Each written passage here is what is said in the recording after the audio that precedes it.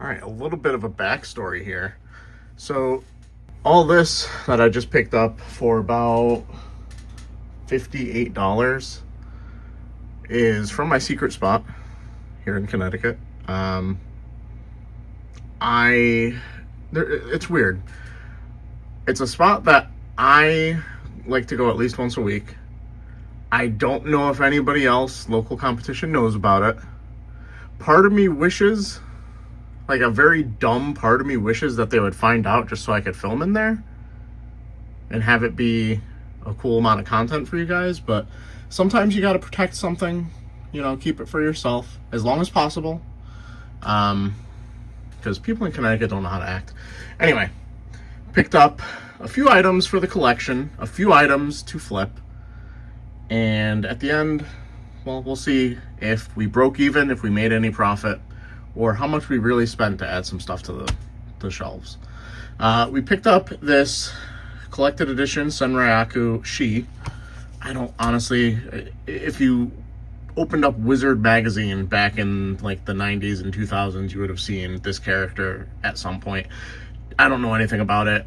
I looked it up because it was actually like marked as being something that just arrived. So got it for $6. It's gonna go for about $30 on Amazon. So that's the first recouper, as we would say back in the day. So that's the first thing I'm gonna flip. Then we have Kickback. I honestly don't know why I picked him up. He's kind of in rougher shape than I initially thought. Very loose with his parts. The sticker, not great. $6. I feel like, and he had him as Grasshopper. Kind of, I don't know, I have like this weird new nostalgia for Insecticons because when my son hangs out in the office here, he's drawn to them. So I might just hold on to this on my shelf for him to play with when he's out here with me. Next up, we have Warpath, which was honestly one of the cooler figures that Toy Biz made, I think. I always like this play feature, like really smack the shit out of another figure. Got the gut punch, uppercut style. Just anytime I find some decent condition Toy Biz figures, especially ones that I had as a kid, I think that's the big asterisk there. If I didn't have it and I have no nostalgia for it, I probably don't care about getting it on my shelf. But the ones I did, I definitely want in good shape for my collection. Then we have a Snake Eyes from 1989. Kind of rough shape. Only paid $1 for him. I'll always buy a Snake Eyes for $1. Missing paint, rusted screws from what I remember seeing. Yeah. But no broken parts from what I could see, so not bad. $1. That will be a recouper because I don't collect G.I. Joe. And this one I'm kind of torn on just because I have been scaling back my Marvel Legends collection. But at $10, Thunderstrike, I believe his name is a figure that would be cool to have on the shelf. I don't know if they're going to be redoing him anytime soon. You only really need to get the pins out of his arms and maybe a new head sculpt, and the rest of the figure is pretty spot on from what I could tell. He already has pinless knees, so there's not too much of an update that this figure would need, so it might not be something that anybody would think is necessary.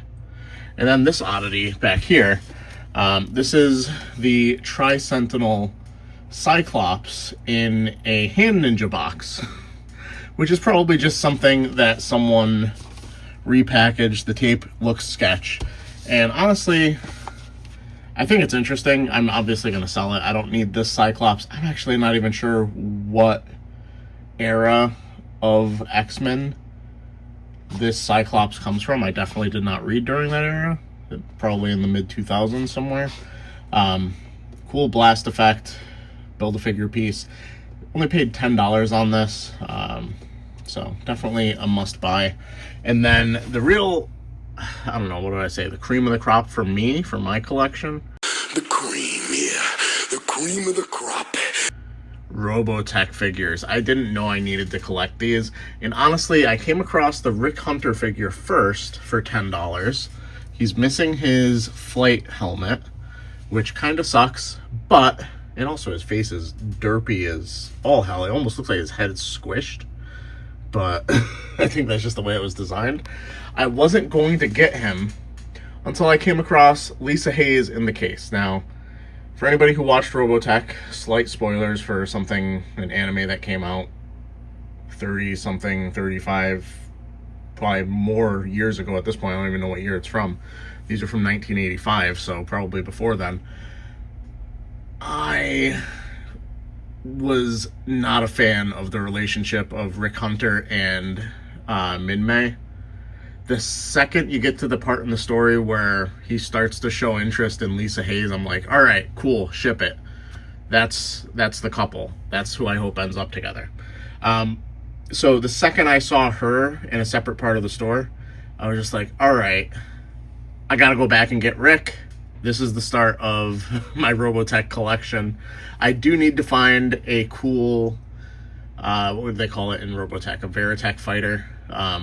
Probably the Skull one would be awesome.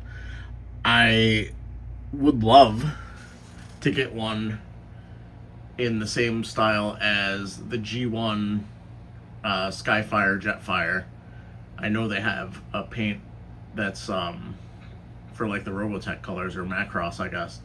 But I never see it.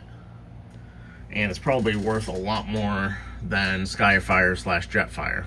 I'm going to end up selling everything in this pile here for about $54 after all fees and shipping. And I'll end up keeping these at the cost of about $4. So, seems like a pretty good deal.